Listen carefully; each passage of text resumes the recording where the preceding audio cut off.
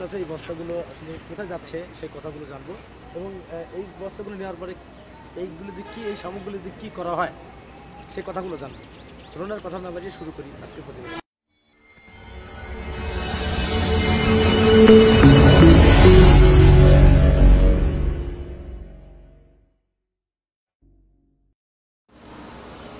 সম্মানিত দর্শক, আমার সামনে সেই ড্রাইভার ভাই দাঁড়িয়ে আছে এবং পিছনে গাড়িটা অবশ্যই দেখছেন। আমি তার কাছ থেকে বিস্তারিত জানবো তিনি এই সামগ্রীগুলো কোথায় নিয়ে যাবেন। আসসালামু আলাইকুম। ওয়ালাইকুম আসসালাম। ভালো স্যার, আপনার নাম কি? আমার নাম মোহাম্মদ ফিরোজ শেখ।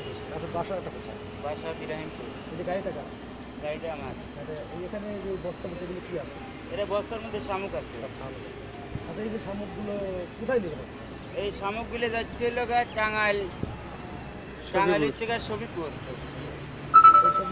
এই শামুকগুলো বিক্রি করবে? এই শামুকগুলো হাঁসের খাওয়াইবে। হাঁসের কেন আজকে এই শামুকগুলো খাওয়ায় আজকে আপনার জানা মতো?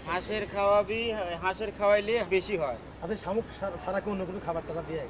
শামুক ছাড়া দিত, মানে যে ধান খাওয়াইতো, কিন্তু ধানে তো তাদের পোষাচ্ছে না, তারা সেই জন্য আর কি শামুক খাওয়াচ্ছে। শামুকগুলো তো টাঙ্গাইল যাচ্ছে, হ্যাঁ। এখানে তো শামুক আছে বা বস্তা আছে। এখানে কত বস্তা শামুক? এখানে আছে 106 বস্তা অলরেডি উঠিছে, আরো কয়েক বস্তা উঠবি। নৌকা আসতেছে, নৌকা আসলে এখন দেখা যাক আর কতরি হয়। ওই বস্তাগুলো আপনার এই গাড়িতে কত বস্তা শামুক যায়? 140 বস্তা। 140 বস্তা। মানে কয় টন শামুক যায়? তাও 5.5 থেকে 6 টন। শামুক খাওয়ালে কি হাঁসের গ্রোথ বা ডিম বৃদ্ধি পায়? এটা কি আপনার জানা মতো? হ্যাঁ, আমার জানা মতো তো আমি এটা জানি। আচ্ছা, আপনি কি এই প্রথম কিট দিচ্ছেন না পূর্বে? না, আমি এই শামুক লাগাতে শুরু করি এ পর্যন্ত মারতেছি। কোন কোন জায়গায় এই শামুকগুলো যায় আর কি? এই শামুক গেছি কুমিল্লা, নোয়াখালী, চাঁদপুর, যশোর, আবার মানে কম বেশি সারা বাংলাদেশ কম বেশি সব জায়গায় আর কি। শামুক খেলে 100% আজকে হাঁস পালন করে লাভবান হওয়া যাবে। হ্যাঁ। আপনি কি মনে করেন হাঁস পালন করার ক্ষেত্রে শামুক এবং ধান বা গম এটা হচ্ছে তো অনেক সাশ্রয় না? ধান গমের তেরে অনেক সাশ্রয়। প্রিয় দর্শক, আসলে ড্রাইভার ভাইয়ের সাথে অনেক কথা বললাম এই শামুকের বিষয়ে। এই যে যেথায় এই শামুকগুলো নিয়ে যায় সেই কথাগুলো শুনলাম।